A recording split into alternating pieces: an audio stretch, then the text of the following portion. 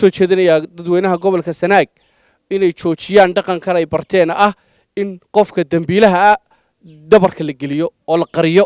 tiraba dambiilayaasha qarsoon iminka aad bay u badan yihiin aan la soo qaban ciidanka booliska waxaan u soo jeedinayaa inay dambiilaha raacdeeyaan oo daba galaan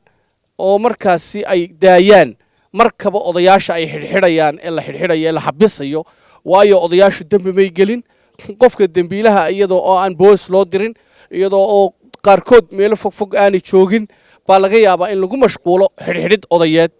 inta odayada la xidhxidhayo ayaa dambiiluhu baxsadaa mahadle ilaaha saaka inoo suuro geliyay inaynu dambiilayaashii ama eedeysanayaashii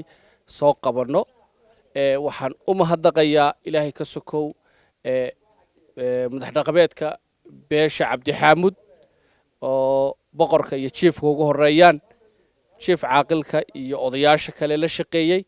chief waxa leeyahay maanta waxaanu idin aqoonsanaynaa cuqaashi nabadda chiefkii nabadda adiga odayaasha kale kula shaqeeyay ilaahay garabkiina ha galo saaka wanaga farxiseen ilaahay ha idinka farxiyo qodob waan iftiiminayaa gacan ku dhiigluhu ama dambiiluhu waa qof jamac maaha gobolka Sanaag waxa caan ka marka qof wax sameeyo qofka magaciisa xataa inaan la xusin eedeysanaha Muuse Cabdullaahi aw Faarax baa la yiraahdaa ninka gacantiisa uu ku khatalbayna waxa la yiraahdaa Daahir Siciid Faarax baa la yiraahdaa marxuumka Daahir Siciid Faarax isaguna jamac maaha waa hal qof ka wax dilayna waa qof iyo shakhsiyaad la socday dabcan shakhsiyaadka la socdayna dambiga qayb way ka yeelanayaan qofka la dilayna jamac maaha waa hal qof inaynu qofayno ayaa wanaagsan dambiilaha inaynan jamac ka dhigin oo la oran beel heblo oo la dilay beel heblo wax la yiraahdo la dilay ma jiro laakiin hal qof baa dhintay laakiin ka soo jeeday qoys ka soo jeeday qofka wax dilay maaha dad badan may dilin reer badanna muu dilin dadku nabadda way jecel yihiin laakiin qof shaydaan ka adeegay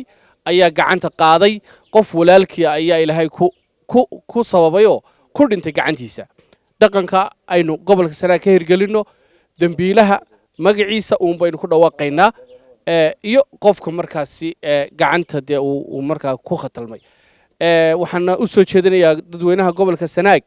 inay joojiyaan dhaqankan ay barteen in qofka dambiilaha dabarka la geliyo oo la qariyo tiraba dambiilayaasha qarsoon iminka aad bay u badan yihiin aan la soo qaban ciidanka booliska waxaan u soo jeedinayaa inay dambiilaha raacdeeyaan oo daba galaan oo markaasi ay daayaan markaba odayaasha ay xidhxidhayaan ee la xidhxidhayo ee la xabisayo waayo odayaashu dambi may gelin qofka dambiilaha iyadoo oo aan boolis loo dirin iyadoo oo qaarkood meelo fogfog aanay joogin baa laga yaabaa in lagu mashquulo xidhxidhid odayeed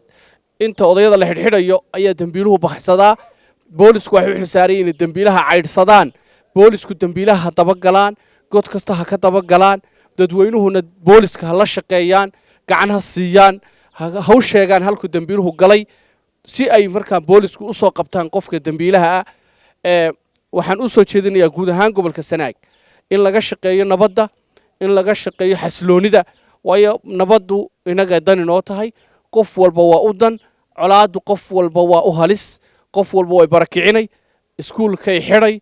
qof bay dilay dhiig baa daadanaya hablaha la kufsanaya wax kastoo kale oo dhan waxa ay daba socotaa nabadgelyo darro xumo sida awgeed dhalinyarta gobolka Sanaag haday yihiin kuwa fiqo fuliya xashale ka hadlayay iyo haday yihiin kuwa meel kale ka hadlay intaba waxaan leeyahay walaalayaal nabadda ayaa dan inoo colaadu dan inoo ma aha colaad in ku filan waynu soo marnay dadka colaadu u bu'aya waa dadkii kacaamay intii maanta ka maalin ee dadku ay garaadsadeen 1990yadii 1990kii iyo waqtiyadii ahayd baynu colaad ku filan marnay colaad kale uma baahnin gobolku colaad uma baahna nabad buu u baahan yahay waxaan u soo jeedinayaa ugu dambeyn qof kasto marka wax lagu sameeyo dadka uu ka dhashay sida ay u sabreen qolyaha hadda qofka marxuumku ka dhashay sida u sabreen oo kale ha u sabraan dadka hadda ay dadku ka maqan yihiin eheladoodii maqan yihiin ee la dilayna ha sabraan ilaa inta la soo qabanayo dadka marka ay ka soo jeedaan dadka wax dilayna iyana fadhiga ha ka kacaan dadka hadaba galaan booliskuna ha la shaqeeyaan hana la soo qabto gacan ku dhiiglayaasha kale dhiman